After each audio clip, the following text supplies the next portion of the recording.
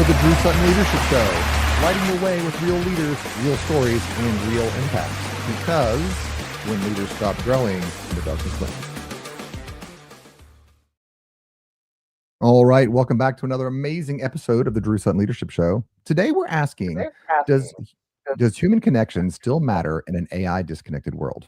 And if it does, how do we as leaders actually build real community instead of transactional audiences, networking funnels, and performative culture? To answer that question, we have the great, the wonderful, the powerful Lettie Bailey-Johnson. She's an international speaker, leadership strategist, wellness advocate, and founder of Gifted by Design Leadership and Consulting. Through her work in values-based leadership, psychological safety, and trauma-informed practices, she helps organizations cultivate healthier, more connected, community-centered cultures. She is a John Maxwell certified coach, trainer, and speaker, and a licensed diversity, equity, and inclusion facilitator, and the best-selling author of the new book, Reimagining Community Leadership, Empowering Changemakers to Cultivate Beloved Cultures Through Inclusive and Equitable Practices. So, without further ado, welcome to the show, Lettie. Thank you, Drew. Just a personal intro. I think that was the professional intro that I already gave. Lettie and I met 2 years ago at the John Maxwell IMC, which is John's big conference.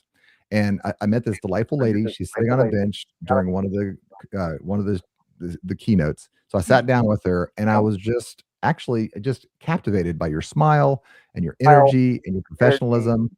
A lot of people play I'm a positive person, or I'm a competent person, and you just wrapped all of those up in such easy grace. So I knew I had to have you on the show. We're going to talk about your new book. We're going to talk about your app. We're going to talk about leadership and community and AI cultures. So thank you so much for being on the show. Oh, Drew, thank you for having me. It is been such a pleasure to get to know you. And I think shortly after you and I connected at the IMC International Maxwell Conference, we then you put on a Live to Lead leadership experience where it really centered community, and I just really seen your heart. And it's just been, one of those things where you have a friend who just so happens to be doing life right alongside of you. And so I greatly appreciate your heart. That is one of the most important things to me, is to understand people's heart and the heart to serve our community and to make it a better place. Yeah.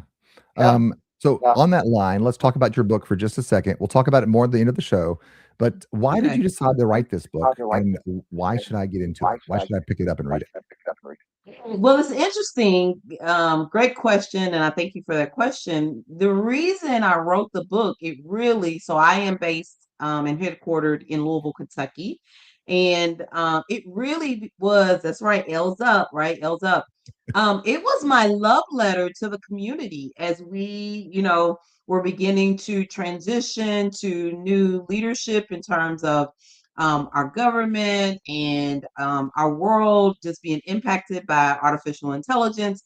So for me, I was trying to really provide a tool, a resource, an opportunity for people to gather, to be able to have a safe and intentional conversation around where do I see myself in terms of personal and professional development and growth, and then creating that safe space for that work to actually be done. So it was a love letter to the city, to the community, to community leaders. Here in Louisville, I am considered to be a community leader alongside of a business leader, and just really wanted to spend some time with the opportunity of being able to share my thoughts and to facilitate conversations. And so with that, we actually have an upcoming mastermind.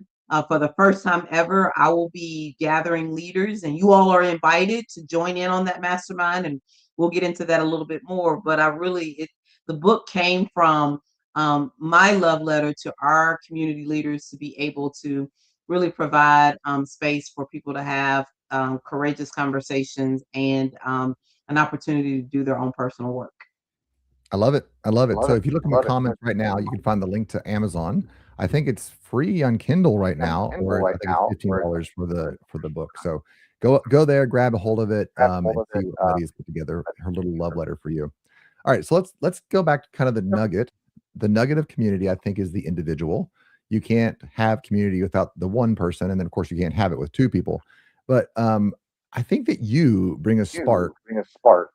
Whenever I think about leadership or I think about myself and personal development, I say, would I be happy if the society was made of a lot more versions of me?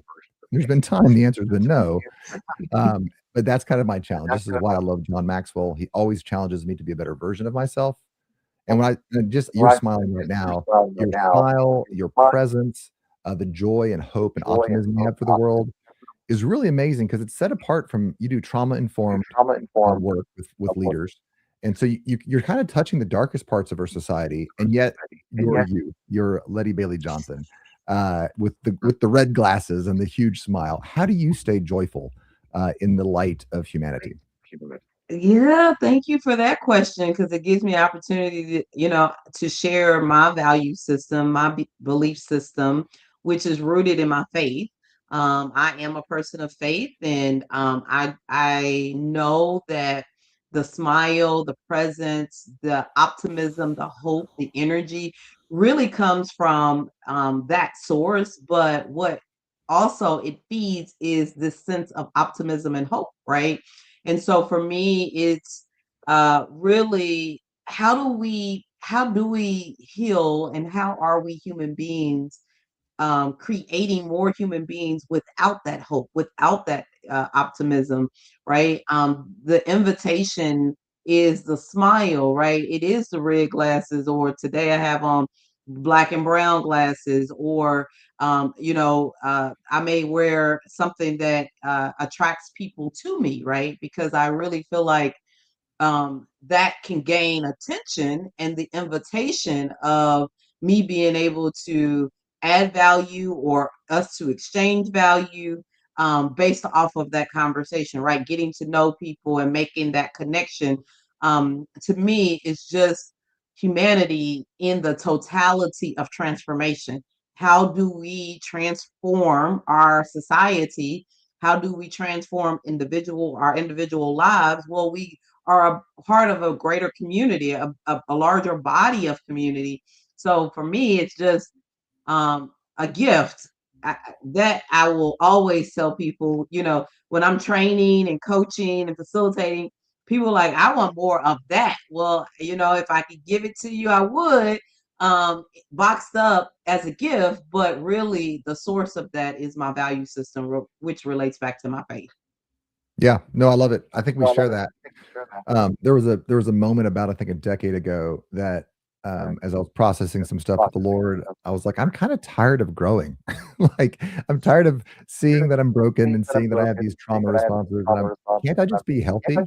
And what I've kind of come to realize since then is no. The answer is you're probably still broken, but uh, it's okay. And there's a lot of people that haven't walked down that journey as far as you have, and it's your opportunity to share that light with them, which is really Yeah. what strikes this podcast. Was there a moment in your life where you said, "I'm going to be joyful. I'm going to be the Lettie Bailey-Johnson that you see before you," or was it kind of from childhood? Oh, that's a great question, Drew. Actually, it was from childhood. I have always had this magnetic type energy that I ultimately feel like it fuels the innovation and creativity of who I am. And again, it's just a gift from birth, but I think it's been cultivated over the years, right? Being in spaces and places that I felt I had a sense of belonging.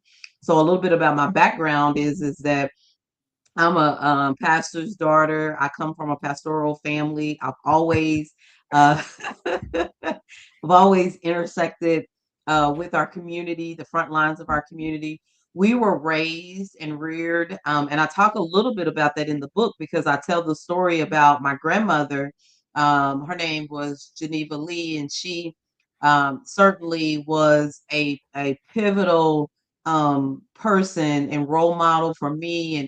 And one of the things, it's funny because when we would experience trauma, my grandmother would always play music. and she would Oh, get in the floor and dance with us, right? She didn't just turn on the music and say, go dance. She actually turned on the music and she danced alongside of us.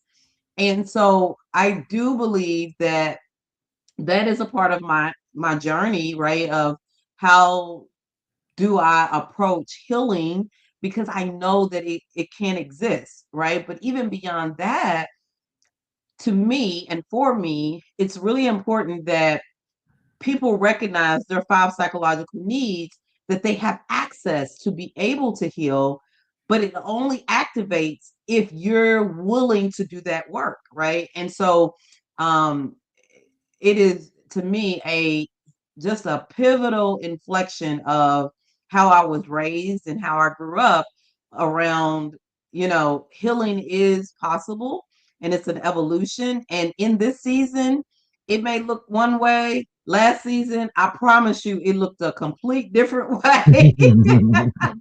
yes. Yeah. I can't, I mean, there's been a number of folks. I find that around month 3 or 4, my clients open up to me about stuff that, we all have this mask, right? Here's the mask. And about 3 or 4, after we've solved some of their apparent pain points, they kind of say, "Hey, this is what I don't know how to solve this." And we work through that. It's such a special moment. Um, it's such a special moment. All right, I want to explore Oh, modern culture, and so we are more connected than ever in human history, right? I mean, we were literally in tribes 2 to 3 thousand years ago. The Romans put some roads down. We put up some wires and we could talk to each other on the wired telephone. And now I have to turn off social media because it's so in your face. And yet we are more anxious, we are more depressed, we're more lonely than we've ever been in human history. Um, what can we do about that? Do you think that we're becoming less human as a culture, or maybe that's just from my perspective? What are your thoughts on that? This disconnection that we're living in the context of the most connected society that's ever existed. so that's a very interesting question. So I do think that there is an opportunity um of us being disconnected. I think that it is more so the intentionality that we have to live into to be connected, right? And so more now than ever, we like to use that philosophy of you got to find your people. You got to find your Mhm, people. And I think that it's important that you understand and you know who your people are, and you only can arrive to that place by understanding who you are, right? Doing your mhm, own personal individual work. But I to your question, I think, it's um we have a phenomenal opportunity to create engagement and connection in the way that we feel that it best heals us as a human population. Okay. Um, what I believe is that there are people who are called to be among the called to really help to facilitate that, to mm, create that invitation of connection.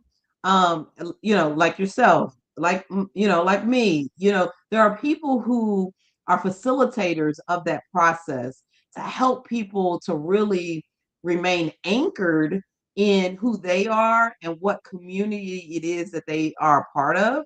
And I mhm, think, um, there's so much to be said when we're not prepared, right? mm. We can Yeah, go back to the iteration of when the internet boom came, right?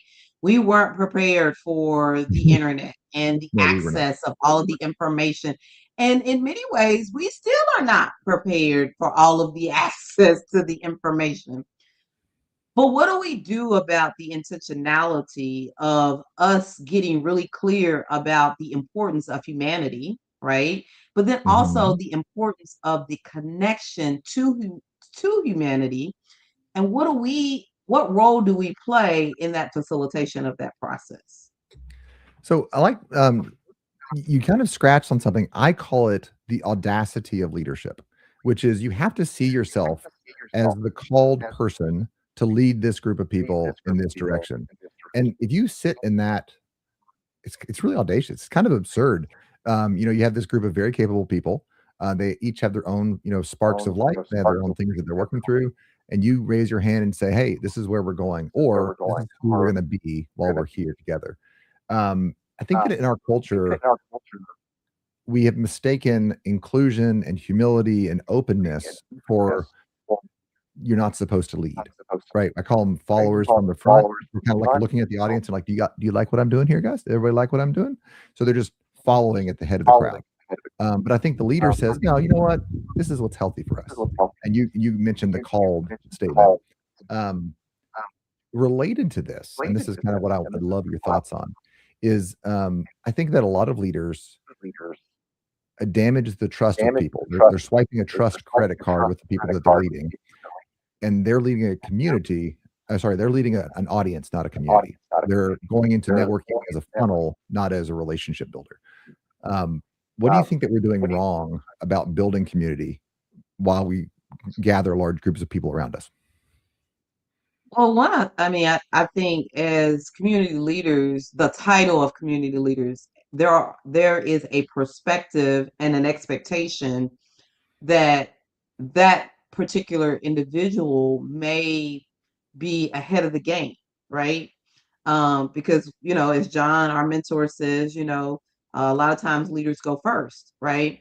Right. I think the mistake that happens is that if a leader never stops, pauses, and really takes a really good look at what are the trends that are happening, the internal and the external trends that are impeding, imploding, or even advancing my leadership skills and capabilities, right? All right. That I'm gonna can I'm gonna cause pause you right. I'm gonna pause you right there. That was really powerful. What are those three things again? impeding, imploding, and advancing, right? So, what is impeding my leadership? What is keeping me from showing up as my full self, right? Accessing the five psychological needs. And that's really what reimagining community leadership is based on, is those five psychological needs, which are power, freedom, recognition, enjoyment, and belonging. I'll say them again. Power, meaning what is my individual, my personal power, or yeah, my personal power. What freedom do I have? What does it look like to have freedom? How do one access that freedom? Recognition is, how do I like to be recognized? How do I recognize others without feeling like they are being intimidated by the recognition that one, we both can win, we both can coexist. And then looking at enjoyment. What do I like? How do I like to spend my time? How do I emerge in community?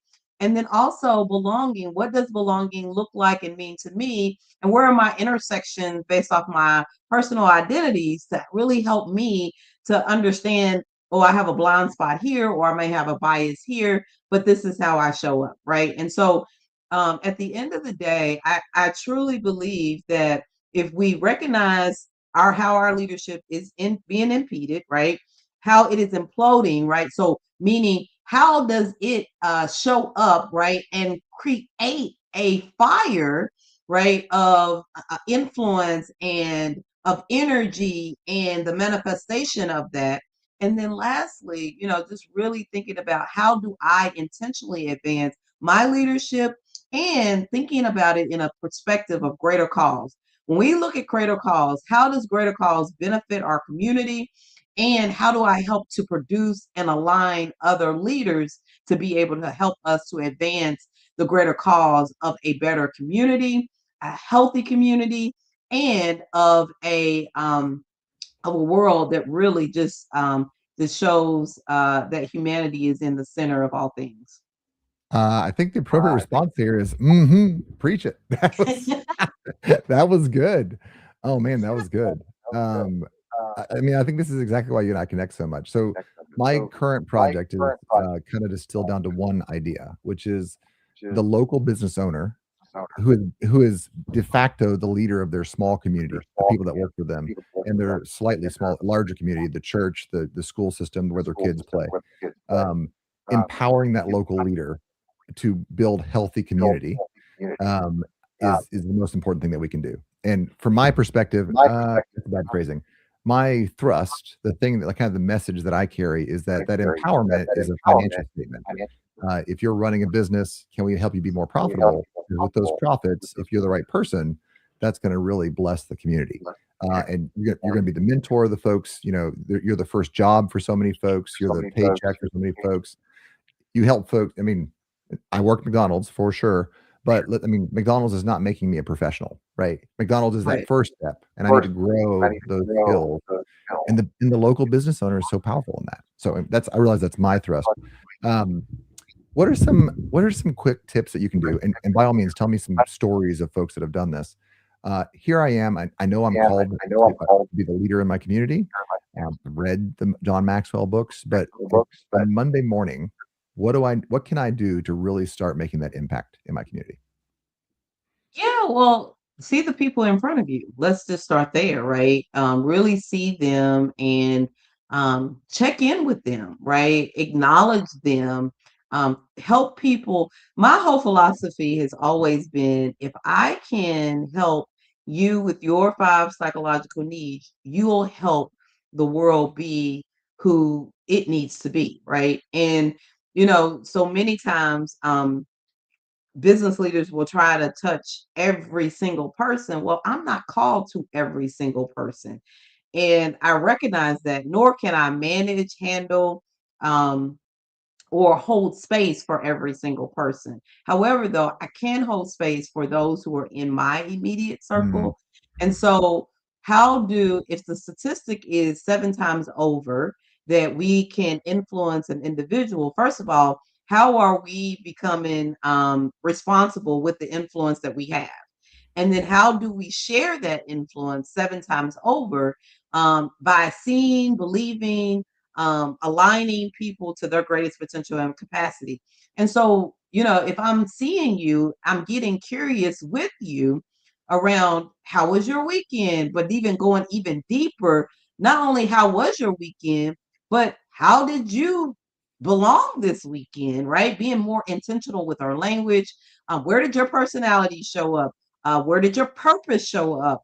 Really becoming more finite with the language that we use, so that our subconscious is no longer just our subconscious. Our subconscious becomes our authenticity, right? Because mm, oftentimes we don't we don't see things as they are. We see them as we are, right? And so what's happening in our subconscious is really the authenticity of who we are. But how do we invite that to the forefront, right? And see people for what they bring to the table and respect them and have dignity towards them, and that which they are striving towards. And so I think that's important.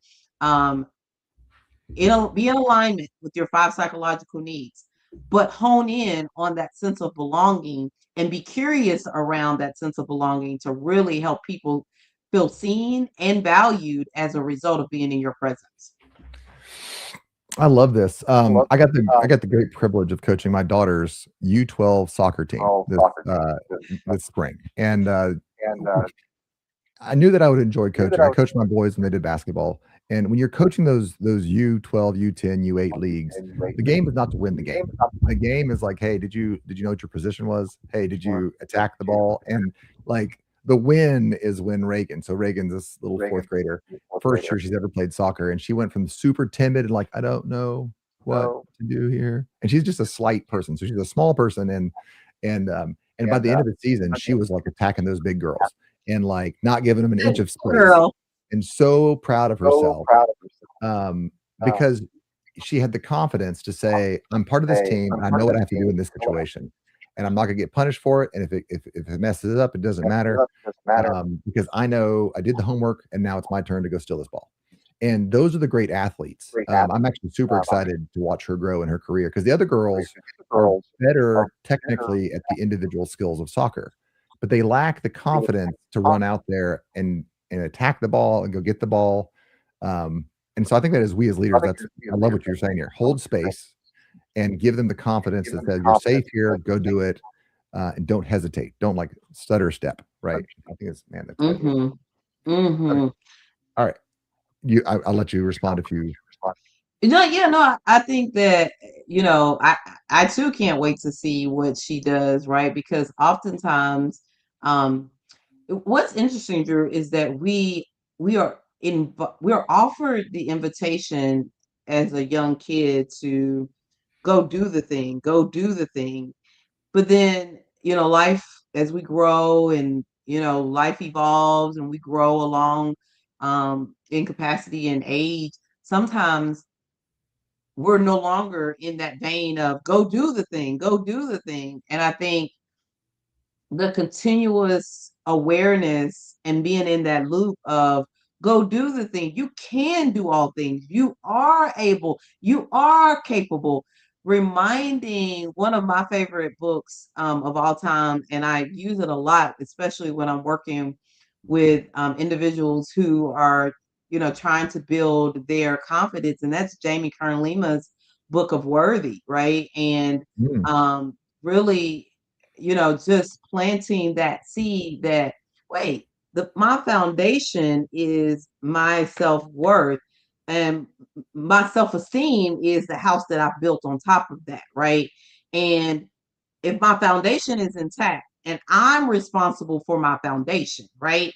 And my foundation is rooted in the 5 psychological needs. So if I know that, my freedom looks like me traveling around the world, in which then I know that I'm going to be a great person. I'm going to be a great business person, a great wife, a great community leader, a great friend, daughter, all of those things, because I know that my foundation is intact and is rooted in the 5 psychological needs. It's rooted in my values. My basic needs are met. And then my universal needs really fall into that house perspective, because I recognize that as I grow and as I'm developing and I'm investing in myself, right, my self esteem is increasing even more. And so, to your point, I just think that she's going to do amazing. She's got you as her dad. And you already know what potential and capacity, when invested into, you know what it looks like, you know how it will really be transformative to an individual. And then she gets to multiply that as a leader. And it's not just positional leadership, right? It's situational leadership. mm, And yes, that's totally.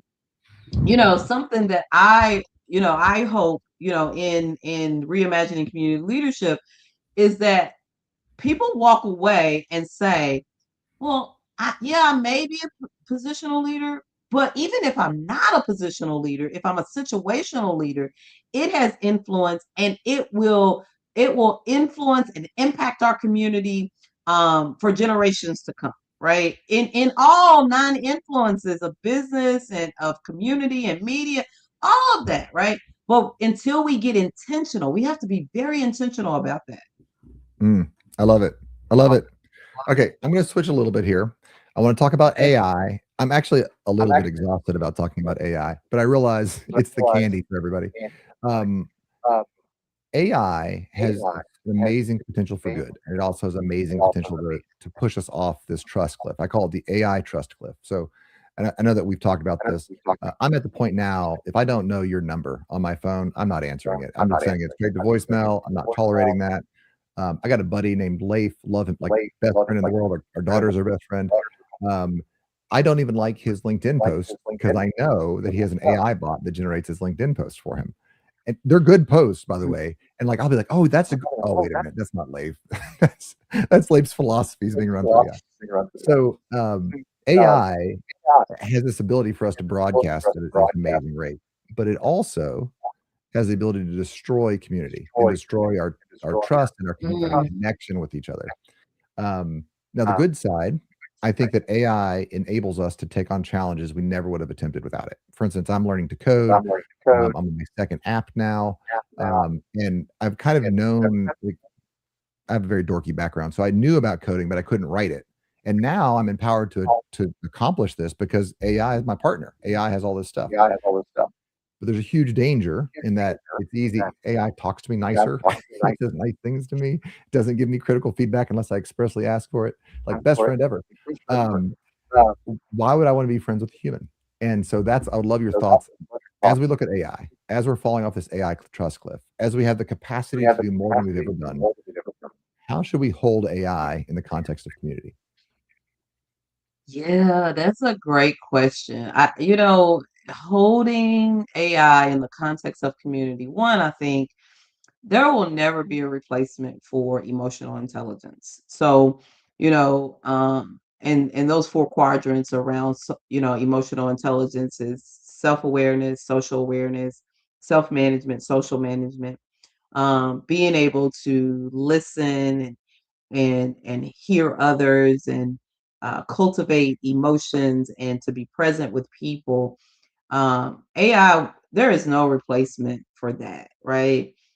Now, what I do think that in context to community, I believe that that number one, we all deserve the right to be in a beloved community, meaning that it's safe and supported, and but also we have the opportunity, right, to maximize um, health disparities, right, and Mm, education disparities, and um, all of the major systems, right? It's been impacted by AI, and I think it does contribute, in a very intentional way. But without the human intelligence, the emotional intelligence, the spiritual intelligence, the cultural intelligence, the culture intelligence, without all of that, AI really doesn't serve us in the way that we need it to, right? And so I think it's important for communities and community leaders, particularly, to steward it well. And it's just like leadership, we have to steward leadership well in order for us to reach the outcome that we are seeking for it to reach. And so AI is definitely it has to be stewarded well so that we do build beloved communities, so that we can reimagine systems and really create a framework and process for people to feel like that I am a human being and not a human doing, and I get the opportunity to be in relationship with you because we are a makeup of our community, right? mhm. Bottom line, like that's very, very clear and very true. And there's nothing that AI could do about that. I mean, just to be quite frank with you, I do think though, in terms of innovation, I think that AI is going to help us solve some of the problems that um, and so we do have to have that harmony, right? In terms of what is AI? It's a tool. What does it have the capability to be able to do? Well, with human capability and artificial capability, it can help us to reach an outcome. And so, how do we get to that outcome in a safe and respectable way to all people? Mm, yeah. Well, we are running out of a little bit of time on the show here. I want to refocus in on your book. That's I had you on the show because I wanted you on the show, but ostensibly I had you on the show to talk about your book, Reimagining Community Leadership. I think it's a timely book. I think it's an exciting book. You're doing masterminds or book clubs on it. Some of my friends call it book clubs. I think you would call it a mastermind. Who is an ideal person? Who should pick up this book and really work through it with a group of peers? That's a great question because I'm There excited we go. about that, right? Love it. I love it. So yeah, particularly one of the reasons why I selected the date of this 6-week mastermind was because I knew that Kentucky, here in Kentucky, although it's open to everybody, that Kentucky would just be concluding its election day. And so on yesterday, we elected some new political figures. We have launched some new political figures that will be in the general election in November. And so when I think about who do I want in this mastermind, I want you. If you are looking to uplevel your influence, if you are compassionate and passionate about your community, you want to make a difference, you want to reimagine and really steward artificial intelligence well, then I'm looking for you to be in this mastermind, because what I am doing, we're going to do this for 5 weeks. I am bringing 5 different subjects to the mastermind for us to work through the book, so that we are helping people to get clear about their individual perspective, but then also how they can contribute to um, uh, our major systems of education, health, finance, transportation. All of those things will be rooted based off the ideologies and the ideals that you help us to create as a result of being in this mastermind. So I am excited. I really want people to take advantage of the opportunity of this public mastermind that is being offered. It will be offered in a hybrid style. So if you're not here in live in person, you can also join us virtually. You can purchase the Reimagining Community Leadership book on Amazon, or we actually have one of the packages will include the book. You'll get a workbook, you'll get a certificate of completion. I'm working on trying to get some CEUs to be attached to it, because it's just that important. It's so important that we as a community, we don't have to agree. We won't agree on everything. However, though, it is absolutely necessary for us to have a psychologically safe space for us to be able to come and bring our ideas, bring our intersections, and really have conversation and communication in a compassionate and loving way. That's good. I think that we grew up in such a safe society. I don't think people appreciate how profound that idea is. And one of the things that has struck me over the last couple of years is it's just us. Like some people sit in this building, some people sit in that. We're just humans standing in an open field, looking at each other and yelling. And that's not community. We are designed to be in community with each other. We're designed to have little families, but then also to participate in the larger family of God, the larger family of humanity. I love this book. Listen, if you're in the political scene, if you're a political thinker, a think tank owner, a politician that just got in, you said, I'm here to do good change. You're about to get swamped. You're about to get drugged down into all the debate and the mudslinging and the compromises and the conflicting things. Rise above it. If you need permission, it's right here. Lettie Bailey-Johnson, Drew Sutton. We said you can rise above it. We are designed. We all care about the same thing. We're just fighting about how we do it. So this is in this election season. I love that you time to look for this. Get a part of a book club, of a mastermind. Get somebody from the opposite side of the table. Look at them and realize, hey, we're just humans, and we need to create psychological safety for each other and celebrate the things that are special about us. If you're a business owner, I mean, it's been kind of a tough year. Since the tariffs last year, it's kind of tough. This is your opportunity to tighten your team down, to remember that you're all on the same team, and it's your team that's going to win the next 6 months next year. Get with Lettie Bailey-Johnson. I put her Gifted by Design in the comments. The comments have the link to the Amazon book. Reach out to her on LinkedIn. Also in the comments, tell her you saw her on the Drew Sutton Leadership Show. And with that, we are out.